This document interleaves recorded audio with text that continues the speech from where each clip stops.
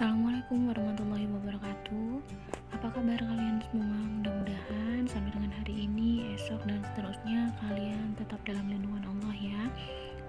Nah, untuk pelajaran keamanan pangan, KD yang pertama yang akan kita pelajari adalah menerapkan program prasyarat keamanan pangan. Yuk kita langsung aja.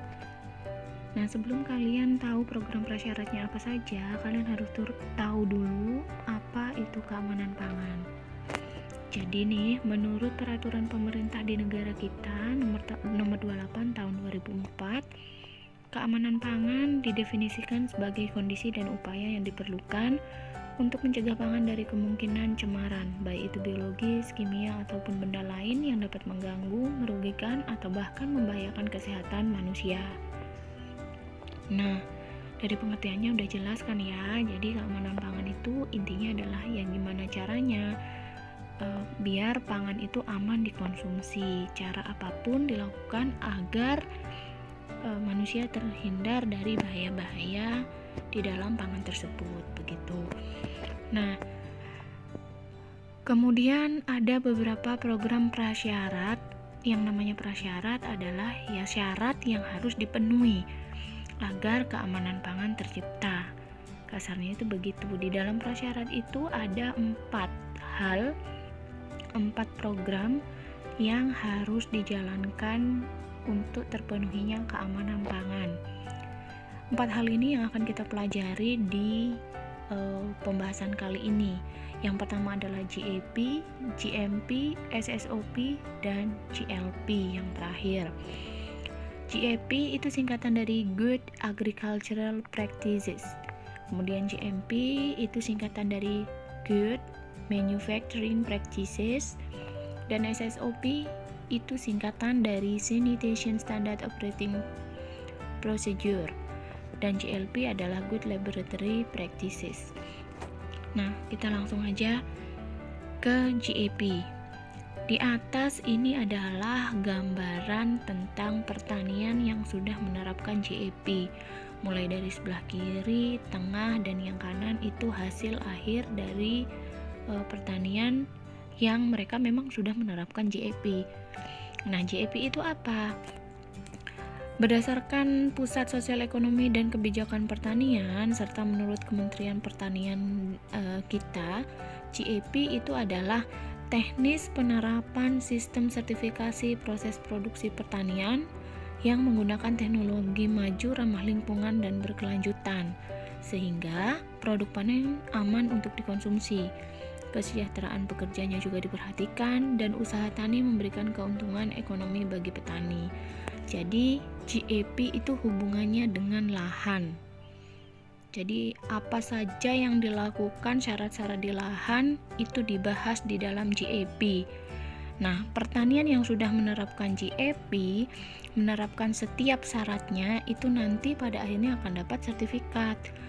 Petani-petani yang sudah menerapkan GAP, yang sudah punya sertifikat ini, nantinya produknya akan bisa masuk ke perusahaan-perusahaan besar atau bahkan diekspor.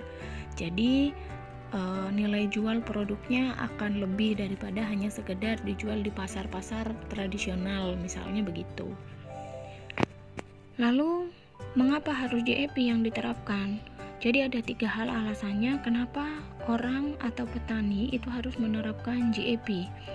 Yang pertama, dengan adanya GAP, produsen ataupun petani yang menggarap sawahnya, yang menggarap lahannya mereka itu tertuntut akhirnya untuk untuk menghasilkan produk yang aman untuk dikonsumsi, juga menjamin keselamatan para pekerjanya, dan akhirnya produknya benar-benar berkualitas. Itu alasan yang pertama. Kemudian alasan yang kedua adalah dengan menerapkan GAP ada standar tertentu mengenai sistem budidaya yang pada akhirnya akan bermanfaat baik terhadap produk yang dihasilkan pekerja maupun untuk meminimalisir cemaran terhadap lingkungan di sekitarnya. Jadi ada standarnya gitu, nggak kerja asal-asalan, karena sudah tertulis standarnya menanam itu harus seperti apa, jarak tanamnya itu harus seperti apa. Di dalam GIP nanti akan diatur seperti itu. Jadi kalau sudah jelas ada standarnya, pada akhirnya kan produknya itu berkualitas dan juga cemaran itu akan mudah diminimalisir. Nah, alasan yang ketiga adalah untuk dapat bersaing di era perdagangan bebas. Jadi, pertanian para petani yang tidak menerapkan GAP, produknya hanya akan bisa dijual paling banter sampai pasar modern, itu pun di wilayah negara kita, karena tidak punya sertifikat GAP. Bahkan untuk modern market di negara kita ada beberapa yang sudah mensyaratkan mereka produknya harus sudah punya sertifikat keamanan pangan, salah satunya adalah GAP ini. Apalagi untuk produk yang diekspor, udah jelas harus menerapkan GAP. Nah, tujuan penerapan GAP ada beberapa, silahkan kalian baca sendiri. Meningkatkan produksi dan produktivitas, meningkatkan mutu keamanan konsumsi, efisiensi produksi dan daya saing, penggunaan SDM, mempertahankan kesuburan lahan, kelestarian, kemudian mendorong petani untuk punya mental yang bertanggung jawab, terus meningkatkan peluang diterimanya oleh pasar internasional, ini yang saya jelaskan barusan ya. Kemudian yang terakhir adalah memberi jaminan keamanan terhadap konsumen. Nah, kalau untuk yang terakhir, kalau suatu industri pertanian, petani yang menghasilkan produk-produk dari pertaniannya itu punya sertifikat GAP, maka otomatis konsumen ngerasa, oh ini udah diolah dengan benar sesuai sama standarnya GAP, jadi udah pasti aman. Jadi konsumen juga ngerasa safe gitu ya. Nah, penerapan GAP, ada beberapa macam GAP sesuai dengan komoditas yang dikembangkan, namun pada umumnya punya standar yang hampir sama. Dalam menerapkan GAP, petani harus memenuhi beberapa ketentuan wajib, ketentuan anjuran, dan ketentuan yang disarankan. Jadi misalnya nih, komoditas buah sama sayur GAP-nya itu belum tentu sama, bisa jadi beda jarak tanamnya, misalnya cara penyiramannya berapa kali, kemudian pemanenannya harus bagaimana, itu berbeda-beda.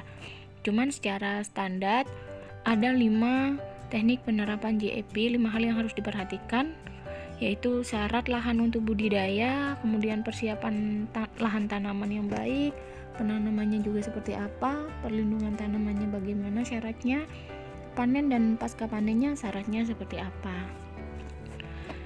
Nah, itu tadi tentang GAP ya. Berikutnya adalah GMP. Kita sudah loncat ke pokok bahasan yang kedua. Kalau GAP itu tentang lahan, tentang bagaimana menciptakan keamanan pangan yang dimulai dari lahan, itu GAP. Sekarang kalau GMP itu apa?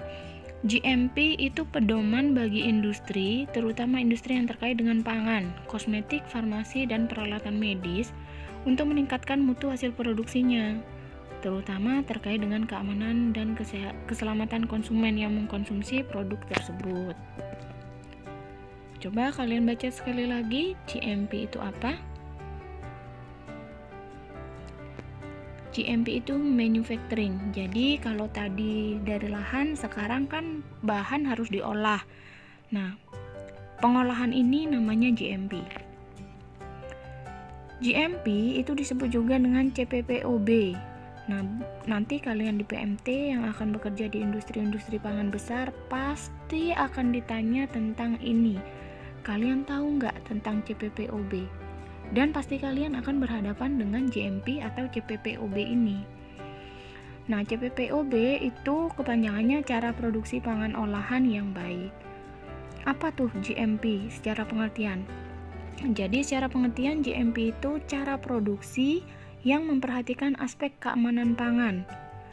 Yang diperhatikan adalah 3 hal ini: mencegah tercemarnya pangan oleh cemaran, kemudian mematikan atau mencegah hidupnya jasad renik, dan mengendalikan proses produksi.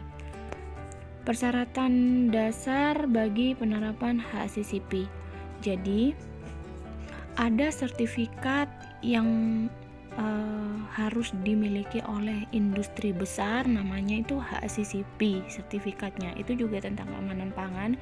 Di kadi-kadi berikutnya kita akan bahas. Nah, di HACCP ini salah satu syaratnya nanti harus punya sertifikat GMP dulu gitu. Lanjut dulu ya. Tujuan penerapan GMP ada 4. Yang pertama, menghasilkan pangan olahan yang bermutu, tentu saja aman untuk dikonsumsi dan sesuai dengan tuntutan konsumen. Nah, otomatis dong konsumen itu pengennya pangan yang berkualitas dan aman, mutunya juga terjaga. Nggak mungkin pengen pangan yang di dalamnya ada rambutnya dibiarkan aja, misalnya ada pasir-pasirnya juga konsumennya dimanjakan, nggak mungkin.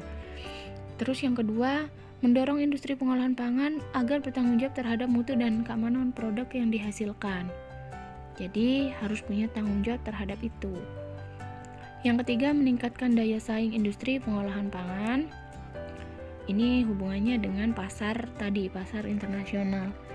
Kalau misalnya punya sertifikat GMP yang usaha di bidang yang sama, tapi perusahaan lain nggak punya sertifikat GMP, otomatis pasar akan lebih menerima perusahaan yang punya sertifikat GMP kan. Nah, itu tujuannya, salah satunya.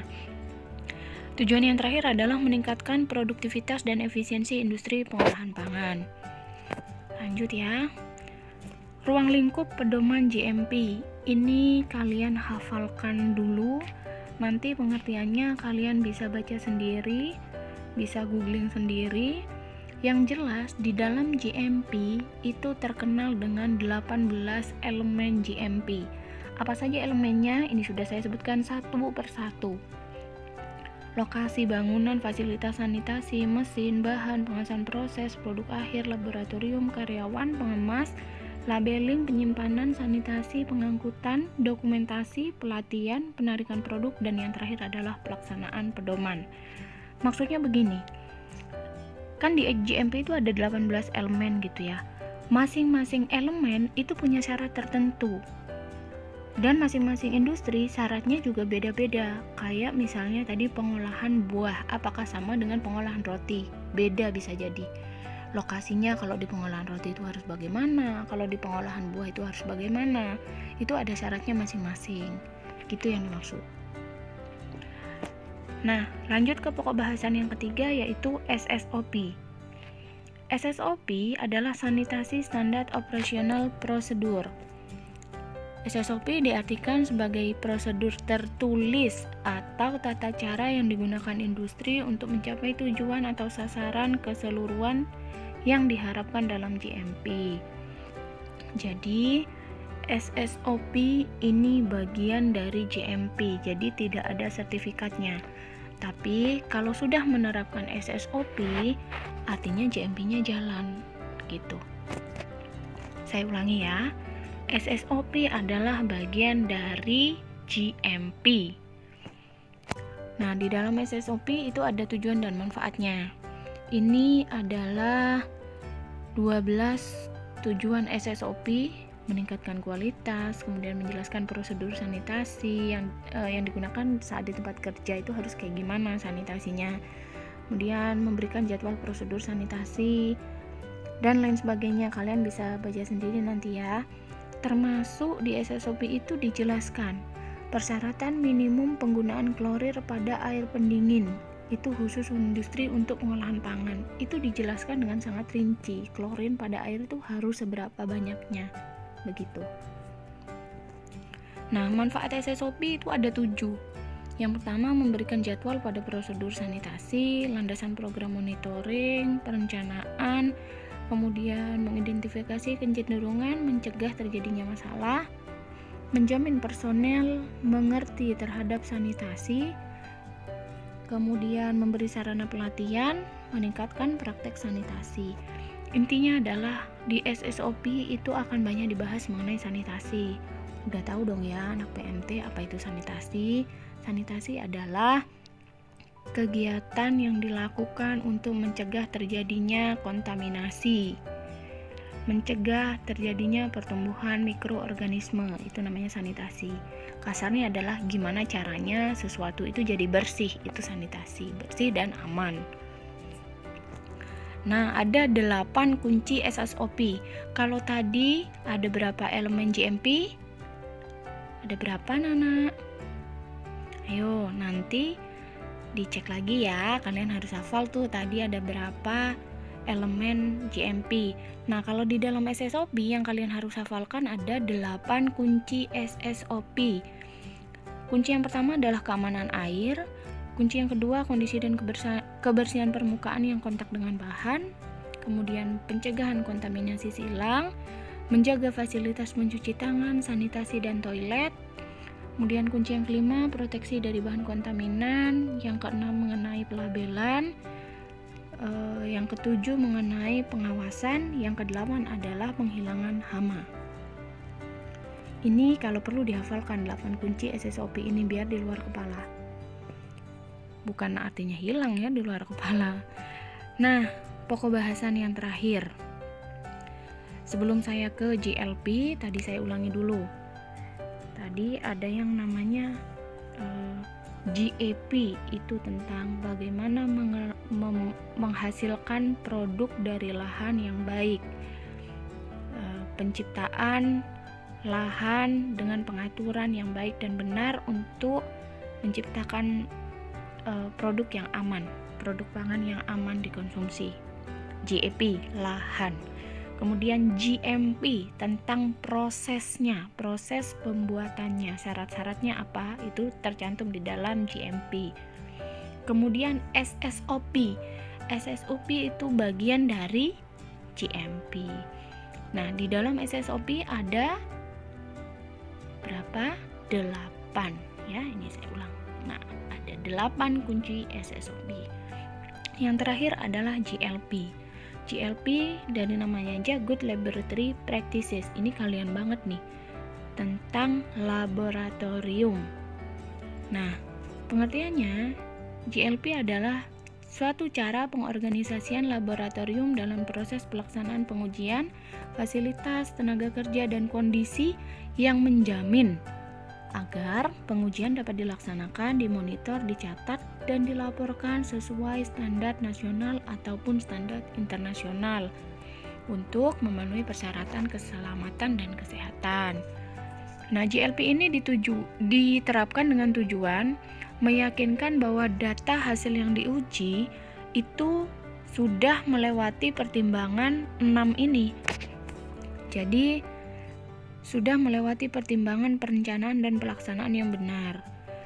Praktek pengambilan sampelnya sudah baik, sudah benar. Kemudian analisanya juga sudah baik. Pengukurannya juga sudah baik. Pendokumentasiannya juga sudah baik. Dan akomodasi dan lingkungan kerjanya juga baik. Nah, maksudnya begini. Misalnya nih, di sini di nomor 4 ya. Praktek melakukan pengukuran yang baik. Nah, ketika kalian di laboratorium, misalnya kalian harus ngambil cairan sebanyak 10 mili. Apakah 10 mili ini bisa diukur dengan timba? Kan enggak, pasti ada alatnya namanya apa, cara penggunaan alatnya itu bagaimana, penuangannya itu bagaimana, dituangkannya itu ke alat apa, kan ada standar-standarnya. Itu yang dimaksud di dalam 6 poin ini. Nah, kemudian faktor-faktor yang menentukan kebenaran dan kehandalan pengujian yang dilakukan oleh laboratorium. Coba dibaca dulu judulnya. Berikut itu ada 9 faktor yang menentukan bahwa pengujian di laboratorium itu sudah benar kok, gitu. Jadi yang pertama yang menentukan adalah personil. Jadi ada standarnya, tapi personilnya nggak paham sama standarnya, ya percuma. Jadi personil itu juga sangat menentukan. Kemudian kondisi akomodasi dan lingkungan.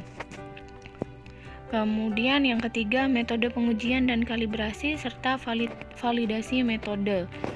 Misalnya metode pengukuran itu kan ada banyak jenisnya. Nah, untuk pengukuran kadar air, kadar abu itu menggunakan metode seperti apa. Kalau misalkan nggak jelas, caranya juga nggak tahu, ya sama aja bohong, nggak valid dong ya gitu. Kemudian peralatan, nah ini seringkali jadi masalah. Seringkali karena keterbatasan peralatan, akhirnya laboratorium itu menggunakan peralatan seadanya, dan itu sebenarnya secara standar tidak diperkenankan. Kalau misalnya mau ngambil volume 10 mili ya pakai pipet, jangan asal tuang misalnya. Itu contoh simpelnya kayak gitu. Tapi, kalau laboratorium sudah menerapkan standarnya dengan benar, menggunakan alat yang benar juga, maka sudah bisa dipastikan pengujian yang dilakukan di laboratoriumnya sudah valid. Nah, terus ketelusuran pengukuran, pengambilan contoh uji, ini kalian ada mata pelajarannya sendiri ya, contoh uji ini pengambilan sampel namanya. Kemudian penanganan contoh yang akan diuji dan barang yang akan dikalibrasi, jaminan mutu hasil pengujian dan kalibrasi, dan yang terakhir adalah laporan hasil uji atau sertifikat kalibrasi. Oke, sebentar. Sebelum saya masuk ke tugas, bisa jadi apa yang saya terangkan ini kalian masih ngambang. Yang kalian tahu, oh GAP itu tentang lahan katanya Bu Vivi. Yang GMP itu tentang proses. Kemudian apalagi GLP itu tentang laboratorium, kemudian SSOP itu bagian dari GMP tentang standar sanitasinya, itu SSOP namanya. Mungkin cukup itu saja yang kalian tahu, nggak masalah nak. Nah, artinya kalau kalian sudah cukup tahu 4 hal tadi, poin besarnya itu sudah cukup buat hari ini.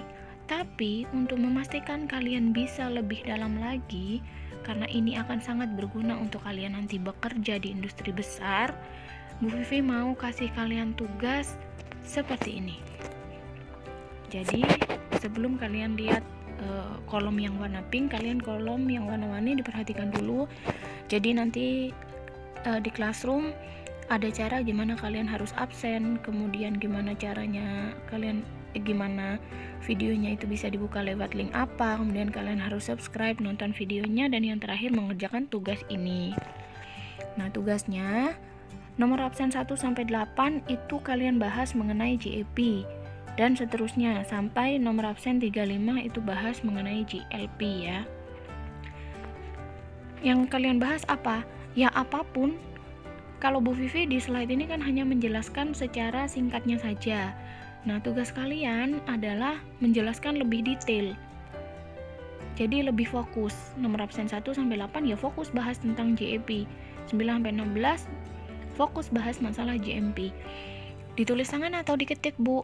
Silakan, boleh ditulis tangan, boleh diketik. Tapi saran saya sih diketik, boleh diketik di HP lewat WPS di HP masing-masing ya. Kemudian Bu Vivi itu sangat menghargai kejujuran. Jadi bagi Bu Vivi, bukan karena tugas kalian bagus, tapi kalian hasilnya dari nyontek, asal sekedar copy paste, terus akhirnya nilai di saya bagus. Mohon maaf, saya bukan seperti itu. Nggak boleh copy paste kerjaan temennya, itu kalau Bu Vivi. Karena Bu Vivi menghargai anak yang memang usaha sendiri. Apapun hasilnya, Bu Vivi sangat menghargai itu. Bisa jadi hasilnya tidak terlalu bagus, tapi nilainya kok bagus ya. Nah, berarti yang Bu Vivi nilai adalah kejujurannya, bukan sekedar hasil dari tugasnya aja gitu. Kalau sampai Bu Vivi menemukan kalian nanti sama plek, hanya sekedar copy paste tugasnya temen, misal nomor absen 1 sama dengan nomor absen 6. Kalau saya sampai menemukan, saya akan kurangi 20 nilai kalian, dan di nilai akhir jangan mengharapkan nilai bagus dari Bu Vivi ya. Itu aja dari Bu Vivi. Terima kasih dan selamat belajar anak-anak. Wassalamualaikum warahmatullahi wabarakatuh.